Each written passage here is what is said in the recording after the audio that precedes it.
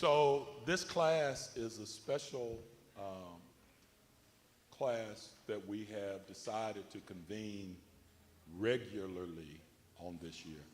We had a schedule to say quarterly, but the foolishness is happening regularly. So we need to be able to update and respond and inform regularly.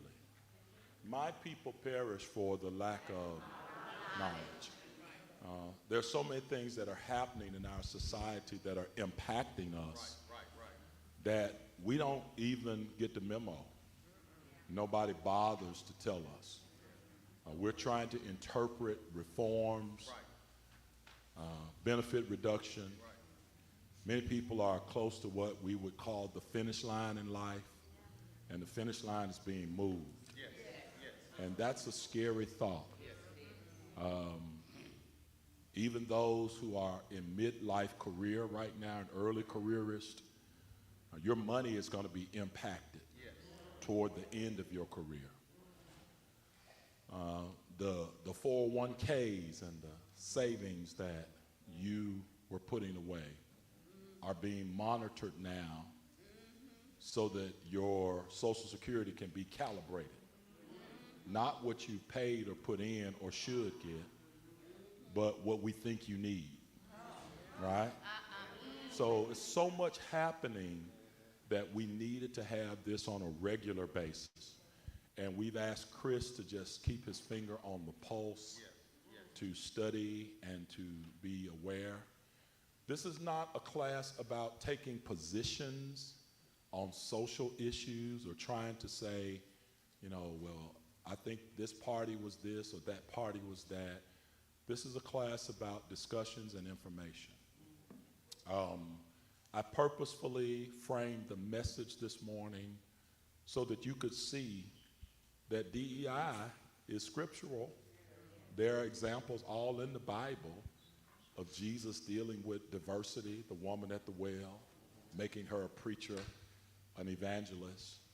Equity, treating the wealthy just like the poor, right? Inclusion, the disabled man who needed to have himself seen as a part of society. So these issues are not new. They are just issues that we have to bring to the forefront. So without further hold up for your discussion in your class, Chris Pete, take it away. Good morning, everybody. First of all, let's go to God in prayer. God, we thank you so much. We thank you for an opportunity to be able to discuss these kinds of things, for minds to come together and not just learn, but talk about ways that we can inspire and affect change in our communities, in our city, in our country, in our world. God, we thank you so much for all the things that you've done. We thank you for what you're doing. We thank you for what you're going to do in our lives. We put our trust in you because we know that you can do anything but fail. We thank you, we bless you, we worship you, and we pray that good information is shared today and taken and spread across this nation. It's in the name of Jesus we pray, amen.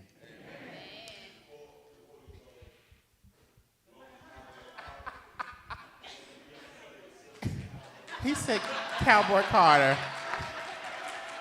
this ain't Texas.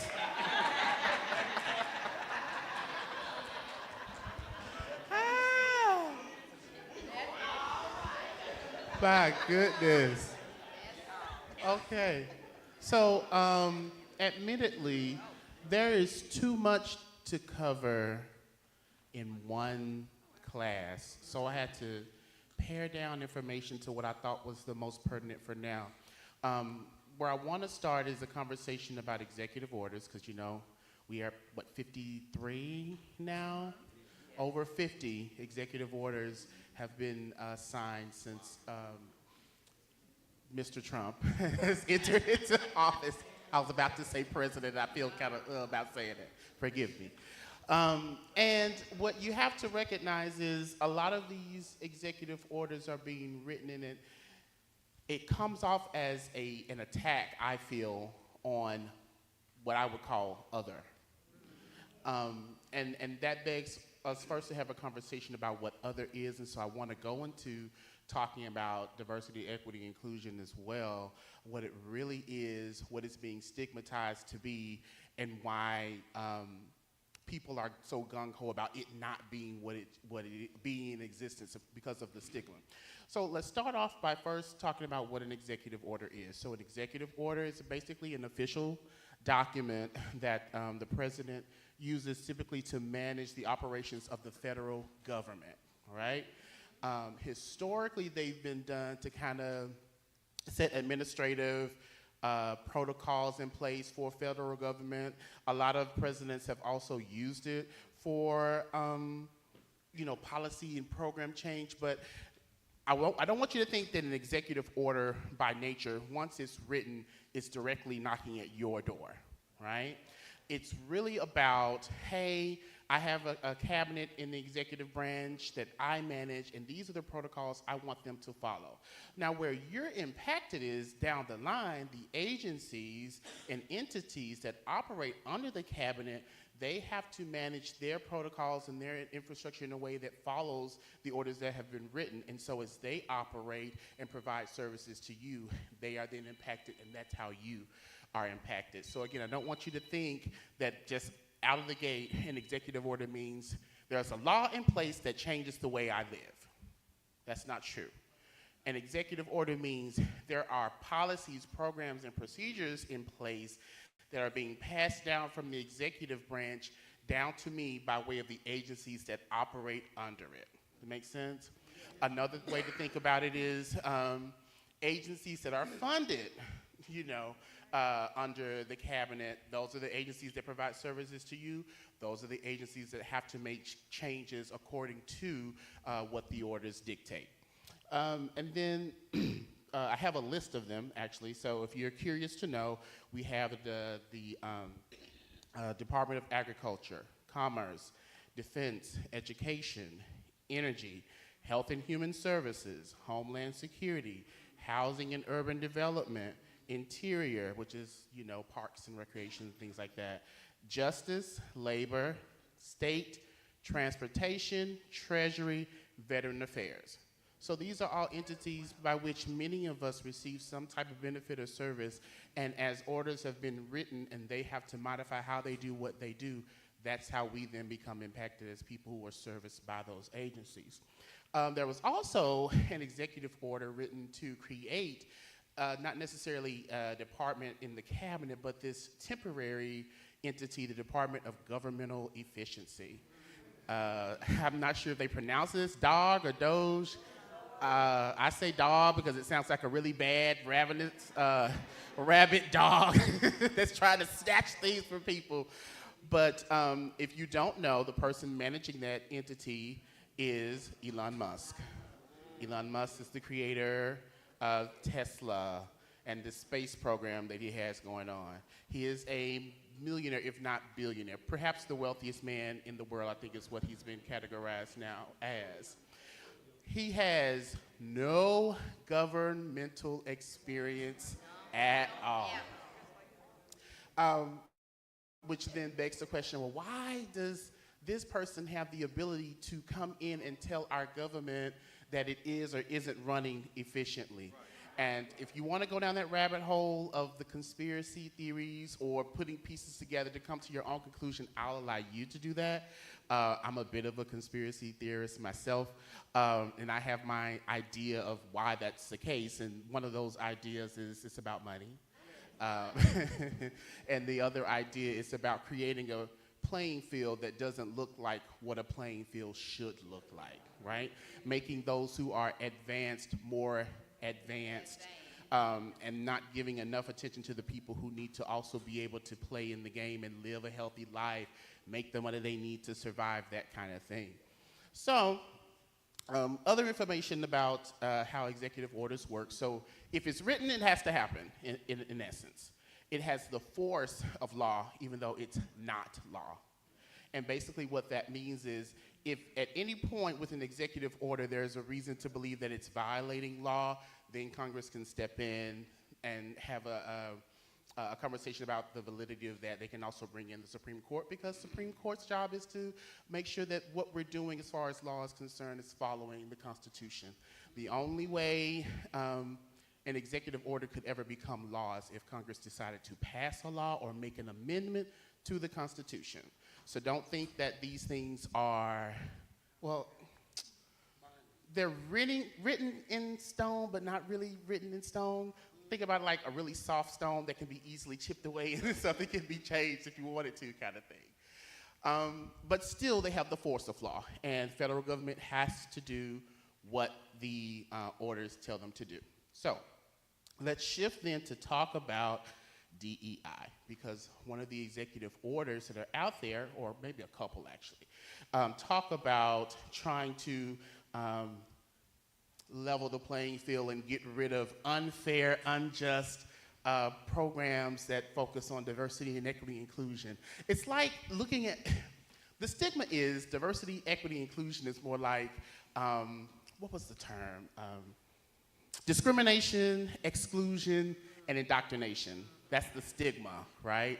As if to say that diversity, equity, inclusion is about deliberately excluding certain people from certain privileges, when in fact it was created so that we can open the door for all people to have access to the things that they need. So it's not a black-white thing, it's not a male-female thing, it's a people thing. So when you go into a space and you see that they have mothering rooms, anyone ever heard of a mothering room before? So basically, that's a place where women who are breastfeeding their newborns can go and breastfeed or pump so they can harvest their milk.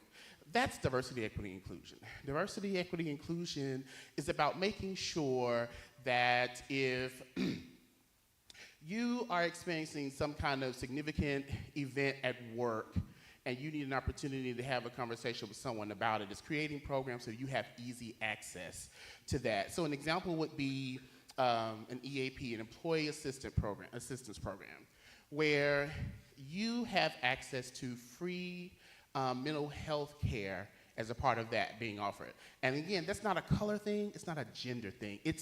We want to make the environment you're living and working in more equitable, and you have access to things that you otherwise would not have access to.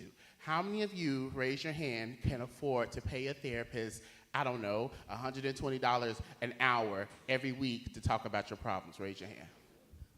Exactly. And if you could afford it, how many of you would want to pay $120 a week to talk to a therapist about your problem, right? So again, diversity, equity, inclusion is just that. We're trying to make the room look more like what the needs are, right? We like to boast and brag about America being this really diverse and welcoming society where anyone can come and anyone can have a come up. But if you're making that claim and in the same vein saying, well, no, everybody can't have a come up because this program is trying to make us, and us, I mean them, be pushed aside, no, that's not the case. It's about making sure that every person, black, white, red, yellow, brown, male, female, trans, non-binary, whomever you are, however you identify, able, disabled, whatever, have access to the things that they need. That's education, that's wealth, that's health, all of that. So do not let people convince you that diversity, equity, inclusion is reverse discrimination, because it is not. So you have executive orders like that. You have executive orders aimed to alter the education system so that we're not teaching discriminatory lessons to the kids, right? So I like to look at that from a standpoint of, if you ever heard of people talking about critical race theory. Anyone ever heard of that? And it's this idea, the stigma behind that is we're teaching people that America's a horrible place because black people got a bad rap, and we shouldn't teach the children that. The reality is, it looks like it's a stab at trying to erase the conversation about slavery, civil rights, right? Now, the truth is, slavery, civil rights movement is a part of American history. That's what it happened, right? So the idea of trying to move it off the table, not teach children a part of history, is absurd. Again, it's being marketed as, well, we're trying to make sure we're not teaching kids to be anti-America or non-patriotic because we're teaching them about this negative part of history. It's still a part of history, and it's still something that needs to be learned. How dare you tell black kids that their ancestral history is not important, right? So you have to be careful about that too. Or if you're telling Native Americans, hey, the part of history where we kicked y'all off y'all land, it's okay. We don't have to talk about that anymore. It's not okay. It's creating this idea that America has always been this really grand, great place that has no blemishes or no tarnishes, and that's just not true. If that were the case, we wouldn't be sitting in here having this conversation today, right? So, executive orders that were written by Biden to protect people as it pertains to rights regarding women's health, so abortion, rights regarding affordable health care. He has basically overturned those. Orders pertaining to fair access using Medicaid, overturning that. And essentially trying to make it again such that, in his mind, things that seem unfair get overturned. But it's not. Again, it's about opening the door so that people can have the things that they need and not have to struggle to get them. It's just a lot going on when you really think about it. And it really puts you in the space of, okay, well, what the heck is going to happen to me in my time here if he continues to push this kind of rhetoric, these kind of policies in place? One of the things I tell people all the time when we're having a conversation about this administration and where he's going is, one, be aware. Go to a website, credible one. Go to a website, get on Google, ask questions, read so that you can become aware of the things that are going on. Again, there are 53 executive orders out there. I could not pull them all to talk about because we wouldn't have enough time to talk about them. But you have to do the work to go out and actually help yourself, as Pastor preached about this morning, to become informed about what's going on.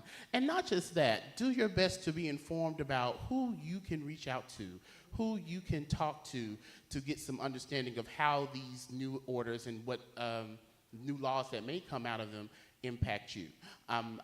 So, Steve Cohen, Congressman, and David Kustoff, if I'm pronouncing it, Kustoff, that's point A, if you want to know who to start talking to, right?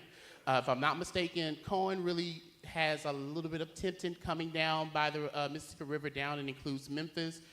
Kustoff has Bartlett, Germantown, east and over, if you're curious about who you can talk to as far as your congressman is, to start getting answers and getting an understanding of what it is that you can do. The other thing, and we talked about this during the election, but another thing you can do is vote consciously.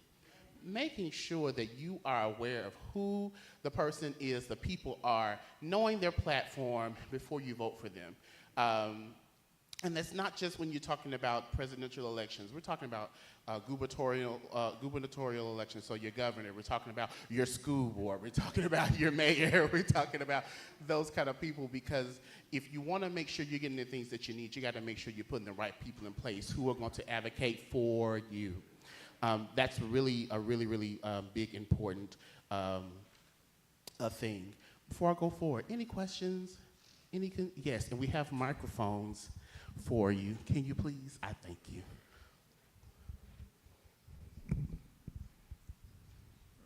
You mentioned EAP, and is that in reference to governmental jobs that will be impacted, or is that in all companies? Well, I'm not saying that would necessarily be impacted. What I'm saying is a lot of companies have them, and it was really more so of an example of how people don't have access to certain things. And imagine a world where if everybody had to make changes to their policies, then what we wouldn't have. I would say that right now when it comes to executive orders, those that are impacted are federal entities and perhaps those that receive federal money.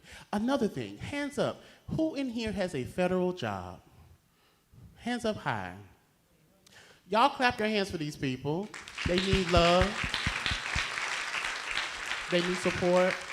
It is not easy to wake up and go to work and think, is today the day when I go to work that I don't have, right? That's a really big thing. Yes, I thought you. So EAP will be impacted indirectly by way of the CDC.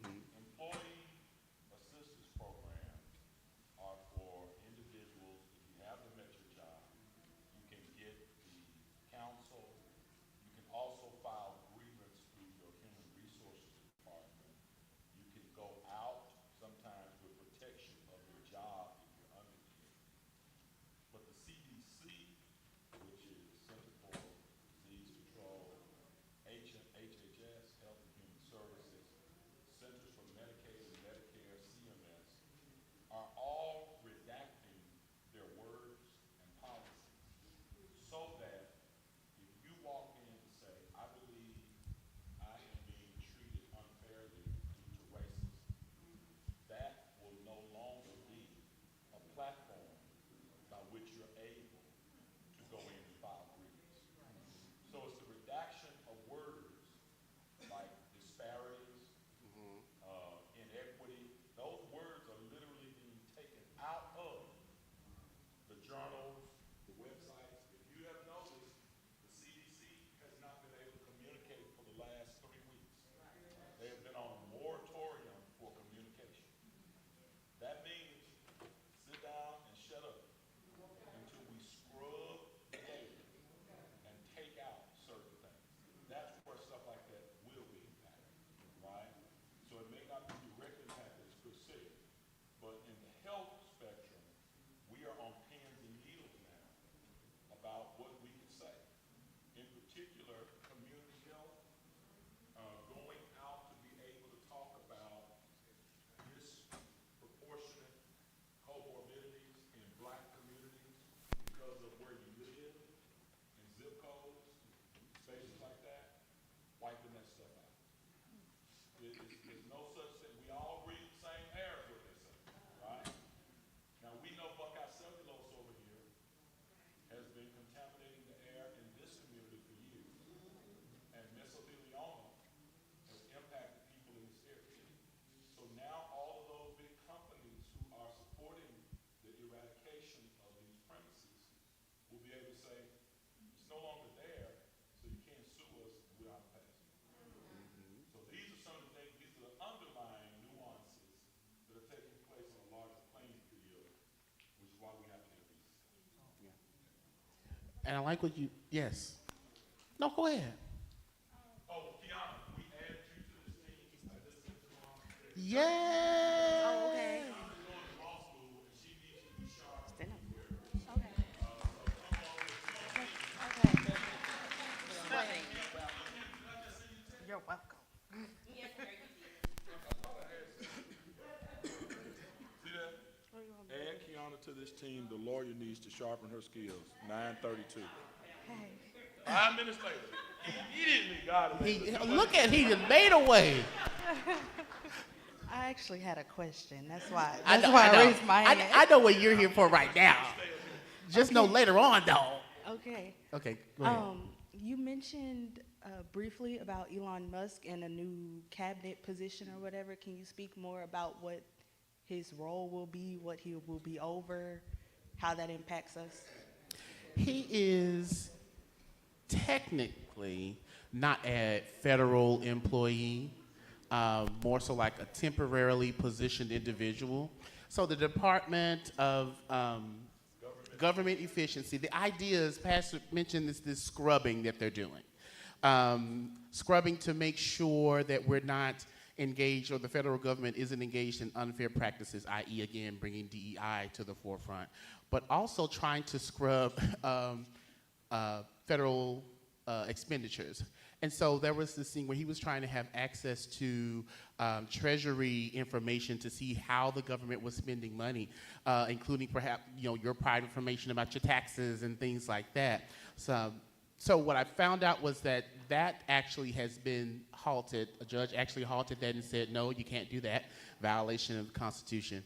But those are the kind of practices that he's trying to engage in, trying to, you're calling it we're going to scrub or we're trying to clean up how the government works when really it's a tactic to overturn things that create a fair playing field for everybody.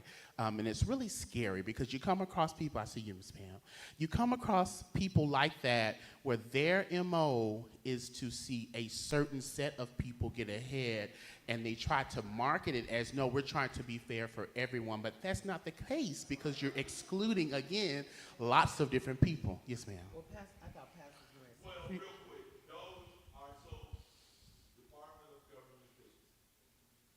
Let's be honest about one thing, and we can be transparent. There is some government overspending, right? There are some things that the United States government spends a lot of money on unnecessarily, right? So USAID, USA, it is an organization created to help flourishing countries or third world countries to be self-sustaining. So we grow grain in Iowa, put it in a bag, pay the farmer a lot of money, put it on a plane, fly it across the country, across the globe, drop it from a plane in Africa. Not 100% assured that it goes to the people that need it, right? In some cases, there have been people who took it and harvested it, rather than going there and just teaching people how to grow grain.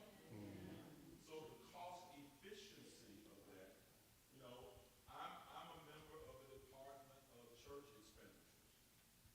I tell Craig and Alicia, cut that, don't I, Kendra? If Kendra brings me a bill that somebody is charging us $40 for a taco bar per person, I tell them I love it, but tacos don't cost $40. Efficiency. I want your dollars to go far. The problem with those is you have an algorithm that Elon Musk has deployed to go in and extract information and to arbitrarily classify what seems to be overspending and what may or may not be. In some cases, your expenses are justified. You may have a $1,500 airplane ticket to get to see your loved one because they are sick and you had to buy it a day before. That is not an overspend, that is an emergency, right? But if the algorithm says airplane tickets should cost between $250 and $500, and it doesn't fit the algorithm and there's nobody there to explain it, you just got put on freeze, and we're now going to restrict your funds and decide why are you spending and requesting all this money. So AI takes out the human touch to be able to have conversations to pass on understanding. Correct. Yep. Yes, ma'am. When we mentioned CDC earlier, I just wondered if that was also talking about where I thought I read that they were not allowing us to know about recalls now. Do you know? I didn't, the recall. So the CDC has been restricted from getting information from the World Health Organization. Which we are, yeah, correct. So the bird flu, which is taking place in the United States, but also around the globe, and other diseases that are ramping up in other places, because whenever you have malnutrition and lack of food, healthy food sources, like in the hood here, it's going to also happen in foreign countries. And those diseases that come out of malnourishment, things that we had once pushed down, like rickets,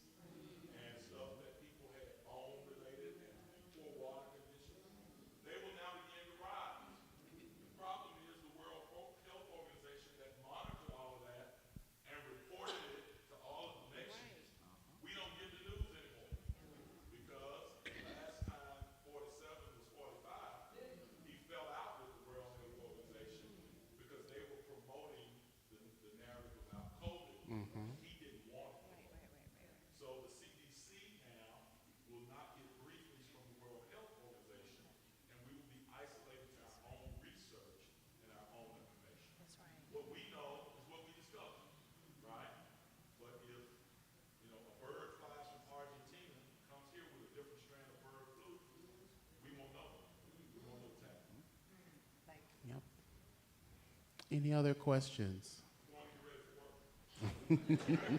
Thank you, Pastor. Yes. Okay. Something you were saying about DEI. He's also using it as a race-based thing. Because I retired as an air traffic controller. I got 35 years of experience. He tried to make it seem like when the plane crashed in D.C. and in Philadelphia, it was race-related, and that these people were not educated or smart enough. And that's the furthest from the truth. Because every program for air traffic takes 3 years to certify. So the only thing getting into air traffic opportunity is they open the door for people of color to get in. Air traffic doesn't matter if you have a master's degree, bachelor's degree, high school diploma. It's a skill set. It's a certain kind of skill set. He tried to make it seem like, oh, we're going to get the best and most educated. There were people that went to that program that had PhDs that failed. So it's not about the educational level, it's a skill set. And he's trying to make it seem like it's all about race.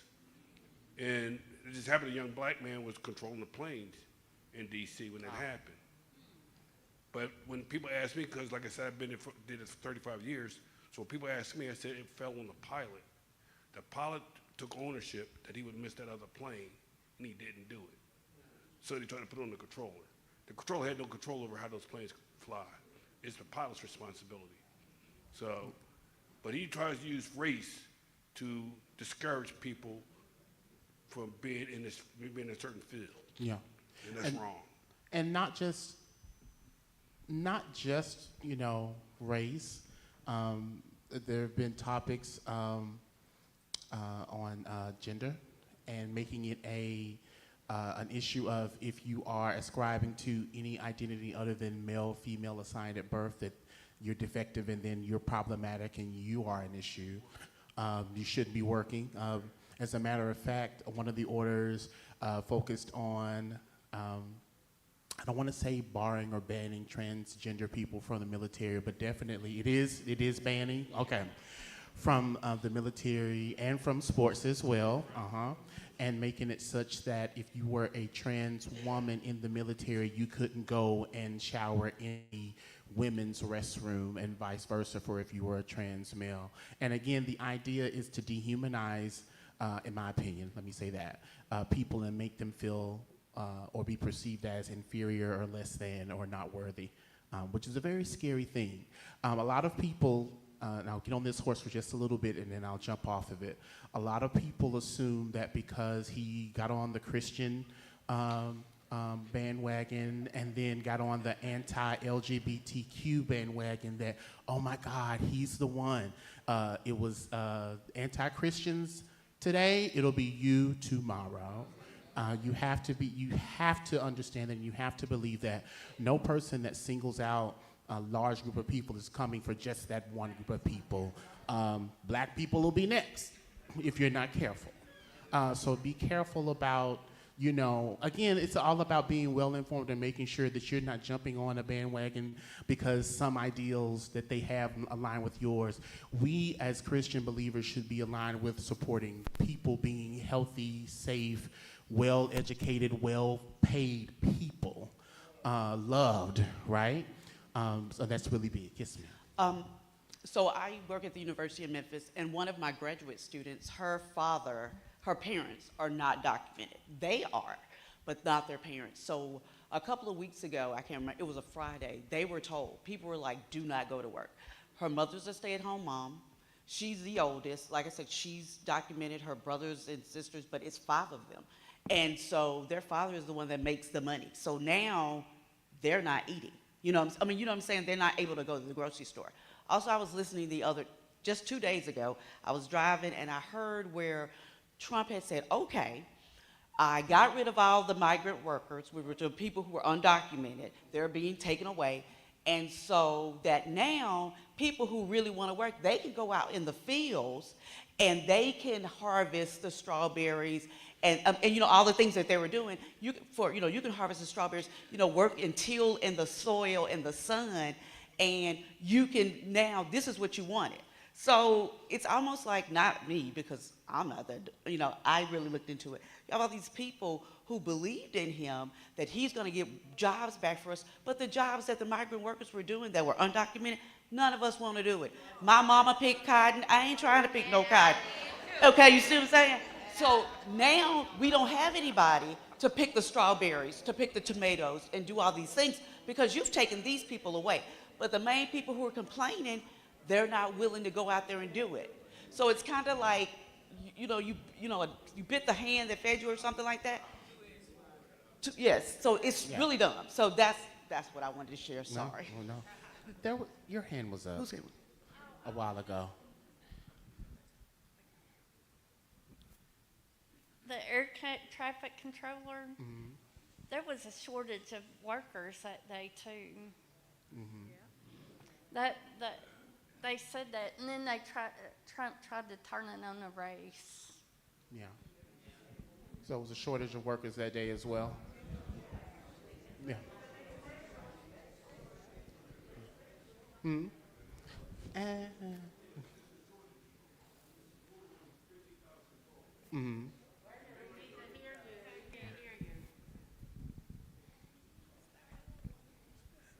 When I was working, there was 15,000 controllers. People started retiring because when we get to 56, you have to retire. So at 56, you go out the door. You can't talk to any more planes. And it takes 3 years to train somebody. So by them, when Trump came in, he said there was a freeze on hiring employees. So when you freeze that, it's a ripple effect. And it takes, when I went to the academy, they said 1 out of every 3 they hired makes it to the journeyman level. So if you take the number, if they hired 45,000 people, only 15,000 are going to make it. So there's attrition, and then I'm backfilling, and they haven't been backfilling for years. And every time they try to backfill, Congress stops it. So, and that's the problem. And the traffic is not going to stop either. And so you see how, again, you realize that it's not a race thing. It's an infrastructure thing, right? And how dare, you put this on a people to say that they're the reason that we're having these issues, when in fact it's very much so an infrastructure thing. Any other questions? I had a statement. Oh, go ahead. I want to go back to what you were saying about the deportation efforts and things like that. There's a lot of rhetoric on social media about us as a people not doing anything about it, staying out of it. This is not our lane anymore. We tried, we're tired. And while that is true, it is most definitely our responsibility as well, because like what has been said over and over again, he's not gonna stop there. He's gonna find a way to get rid of everybody who is other, like you were saying. Yeah. So that rhetoric is very dangerous. We are part of the solution. We are a part of what needs to happen. We need to be out, not out in the streets if you don't want to be out in the streets, but we do need, it does affect us. We do need to be concerned about it, and we do need to help others if we're expecting help back. Well, that's a really good segue. Yes, Lawrence. And it'll be a good segue. They're asking that everybody stands when you make a comment so I can see you. Okay.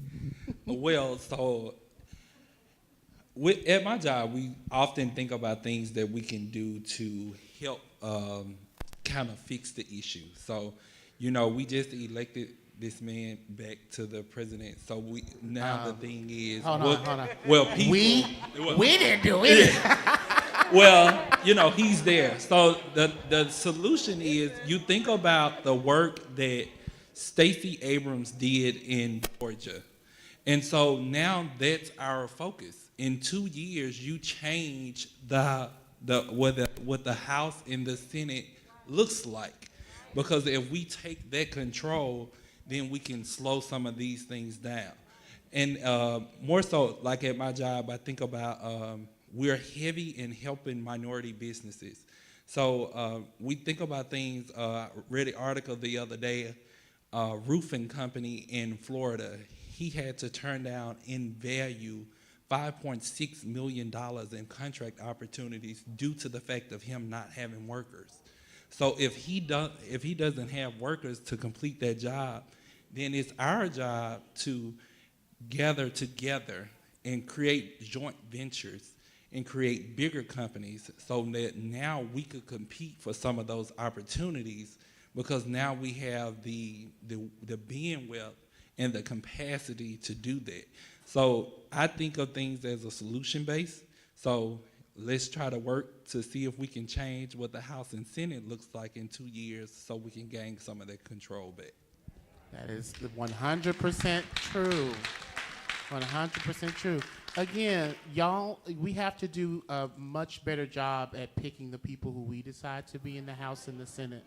I remember a time, and it's still similar to what goes on today. A lot of times people would go and say, well, I'm either voting Republican or I'm voting Democrat. And they would leave it at that.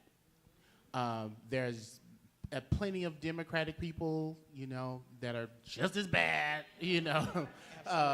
as someone who would be Republican. And I make that differentiation because typically amongst black people, Republicans are viewed as the bad ones. But what I would say, I see you. And what I would say is when you are looking at these candidates, don't just look at their party, their political affiliation. You need to go and scrub their background. A lot of them will have profiles on a governmental site. I can't think of the name of it now, but you go and you Google their name. There's a site that you can go and pull up and look at their stances. Go to their websites, look at their stances. Be careful about what you read also, because they're naturally going to word it in a way to make you think that, they're for you, when the reality is no. They're telling the truth, but they're telling it in a way, they're spinning the narrative in a way so that you don't get the deep truth about what their beliefs are. So you have to pay attention to things like that. Yes, ma'am. You kind of touched on what I was going to say. Those of us that use social media for whatever reason, can we be careful of the things that we share? If it's not from a credible source, do your research. It doesn't take but a second to Google that same story to figure out if it's a satire site or if it's something that's completely made up. Because what we don't want is to be like that side that takes these conspiracy theories and have people thinking something that's really not even coming up. So always do your research before you start spreading things on websites or your social media sites, and it's not true. It's just a fear to put into us to make us think that something worse is coming, and sometimes us take that and run with it, and we just really need to be careful about that. So, yes. You mentioned voting with the conscience, and we need to do that locally as well with our city council, county commission, and our school board. We need to look at their track record and their character. Correct. So that I know that we're way up high with the White House and the president, but it starts with our local body as well. Real. Yes. And we vote sometimes as a people based on who we know, who we like, who they know. But as we can see based on the news, we need to vote based on their track record and their character. I concur. Your local elections are just as significant as the national ones. In fact, your local elections have more direct impact than the federal ones, so you have to be really careful about that. Yes, ma'am. Good morning. Hi. I would like to raise the alarm that we are in a time where we don't have time to wait. We don't have time to wait till the midterm elections, because the Republicans control the House and the Senate today, right now. Your president is going around them with the executive orders. So usually when you do an executive order, it is some immediate need, and you cannot wait to go through the process for the House and the Senate. Your president is saying, we need to do something right now, or should I say, I need to do something right now. So I'm not going to go to the House and the Senate. If we wait and, 2 years from now and say that the Dems get control of the House and the Senate, they may be in a position where we're already in a dictatorship, and it doesn't matter who is majority in the House and the Senate. So I would like to say that we need to pay attention now to all of these companies that are not, that are, dumping their DEI. Stop shopping there. We are the ones, we have a power in where we spend our money. And so we can answer all of this DEI stuff by not going to Target, by not going to Costco, those type things, and actually changing and stopping them in their tracks today. We don't have time to wait till, the midterm elections. And I get that used to be a good way to do stuff. Just go ahead and make sure who you vote in office. It doesn't matter right now. Your president is trying to lead us into a country that is a dictatorship, that we don't even have to go and vote on who's going to be the president, who's going to be our senator. That's what they're doing right now, today. If we don't have time to wait. I am ready to start, the Black Panthers right now. I'm ready to start something, a movement right now, today. We are not the same Black people, that our grandfathers and mothers were, who didn't have the power, the education, and the dollars. We have all that now. We can make a movement and tell Donald Trump and Dion what we really think about them. Yeah. Thank you for sharing. Fight the power that be. Costco, yes. You mentioned, people like Target and people who are rolling back DEI initiatives. I 100% agree. Like, if y'all want people to feel what you're feeling, you gotta hit them where it hurts them. You hit them in that pocket. I saw a story, and I can't verify the full validity of the story, where there are people who are actually suing Target now, investors who are suing Target now because of the impact that our refusal to shop with Target has had on their funds. And just imagine the impact that it can have if we all stood together and decided that as a people, we're going to choose not to do this, or we're going to choose not to do that. I buy my soap Black-owned. I buy my deodorant Black-owned. I'm trying to find toothpaste that's Black-owned. And if you do things like that, start small there, the impact could be even greater. Yes, ma'am. And kind of akin to what Crystal was saying, when it comes to holidays that we celebrate, Martin Luther King Day and Juneteenth, they can't take that away from us. And I've already told my employer, you can stop it if you want to, but I won't be here. So that's the stand that you have to take. Right. That's it. I want to, we're getting into a piece that I actually have notes for anyway, so thank you. It's a wonderful segue, and I want to be sensitive to time. So Titus 3:1-11, go read it in your spare time. Titus chapter 3, verses 1-11. Titus chapter 3, verses 1-11. And so I took notes after I've read it. It's one of the familiar pieces of scripture in there talks about following the law of the land. And when I first heard that, when I was younger, I thought, I can't say what I thought. I was like, wait, what? We got some crazy laws going on, some crazy people going on, in the land. But what I've come to learn is that we still are called by God to do things that are godly, to do things that are loving. And so the first note I have in here is align with laws that align with the goodness of God. Make sure that, the laws you support and you stand for are those that are supporting what the principles that God has set for his people. Does that mean I want you to go out and do something to get yourself arrested? No, that's your choice. Now, if you choose that pathway, I'm not telling you not to. That's your choice. But certainly make sure that you are following or pushing laws that support godly principles. And with that, make sure you seek ways to appropriately challenge injustices and inform policy change. I don't want you to, I guess what I'm trying to say is I don't want you to be out here being militant for no reason. If you're going to be militant with a purpose. Go in, go hard, go justly, but go and make a difference. It's real easy to kind of stand back and just observe. It takes real courage to get out there and actually do. And I would like to encourage you that if you're taking a stance to be out there and doing something, do something that is meaningful and that is with purpose. I saw a video of a gentleman walking into Target and buying like thousands of dollars worth of items and then saying, oh, well, y'all rolled DEI back, so I'm not purchasing these, so now someone has to put these away. I'm like, you wasting time, brother. You wasting time pulling stuff off shelves to make them. That's not going to help. That's not hurting them. So again, you have to go full in and challenge these things in a way that's going to be meaningful, safe, just, but meaningful.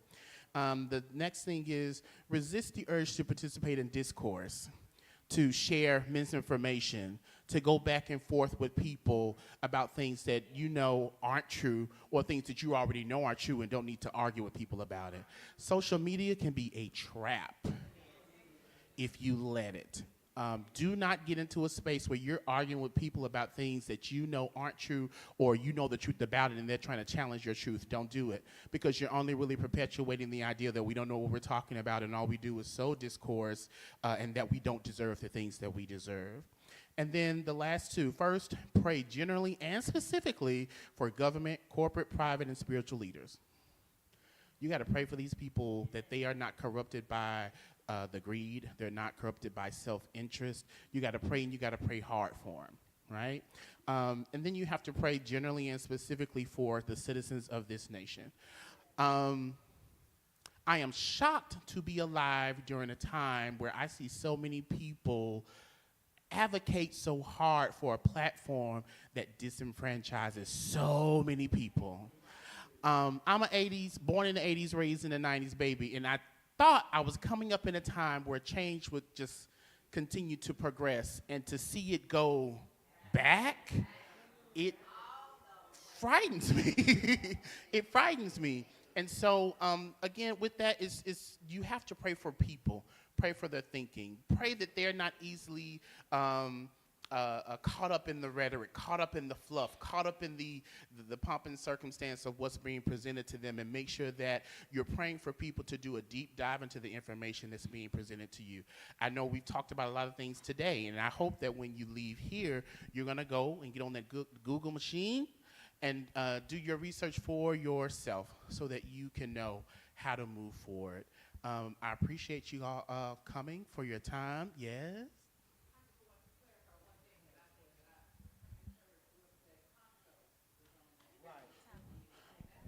No, they're not on the, they didn't, no, I'm saying no, she was showing a card. No, they. No. The lady said Costco. Oh. Oh, she did? Okay. All right. So, no, Costco is not one of the entities that rolled back DEI. It was Sam's Club, Walmart, Target, some other place. Again, it's a big list. Home Depot and Lowe's, actually, I think. So, yeah, not Costco. Pete, just one more thing. I'm glad she mentioned that. And Terica said, I want to piggyback a few minutes ago. Make sure that you, like he said, do your research and make sure that who you're listening to and who you trust also is credible. Well, let me just say this. I heard somebody say something. I work from home, and I work at a place where I work at the food stamp office. So the first thing when one of those things came out, they said, he's going to cut our food stamps. But that was not. But I heard somebody who is credible generally say, y'all calling me, the food stamps being cut, that was not true. And so even just listen to what is being said. They said, he's making everybody go work from home. Go back to work. And I started getting calls, you got to go back to work. I said, I work for the state government. I don't work for the federal government. So sometimes people get it confused. So you got to pay attention to not only what they're not saying, but to what they're saying, because we'll take something, and I'm the Facebook, they had tell me to put the Facebook down, get off Facebook, because I'm going to argue with you, okay? No. And right, and I've been really, I backed up. My sister came on there and said, get off. I said, okay. But because I know what I know, And they probably think the same thing. I know what I know. But if you're not credible, if you're not, or if you don't know and can point it, don't say it and don't listen to it. And let's define credible. Credible means that you've done the work to vet the information that has been put in front of you. You've checked and you've rechecked. If any of you have ever worked in research, whether it's social science or STEM or whatever, part of the research process is you don't just trust one source. You go to multiple sources. You look at all the sources and see what the information is saying, that's what matches across the board. And typically, when it's good research, there will be trends, fact-based trends. Those are the things that you can give more credence to. So again, as you're looking at things, make sure you're paying attention to what multiple people are saying, get a good understanding of how they're spinning it so you know whether or not they're trying to just give you facts or give you fluff. And that'll help you make a really informed decision. Again, I appreciate you all so much for coming today. I hope this was informative and helpful for you. And there's more to come. Yay! I enjoyed this a lot. Have a wonderful day. For those of you who are staying over for church, let's have a good time in church today. We had a good time at 8 o'clock when I came on the back end, so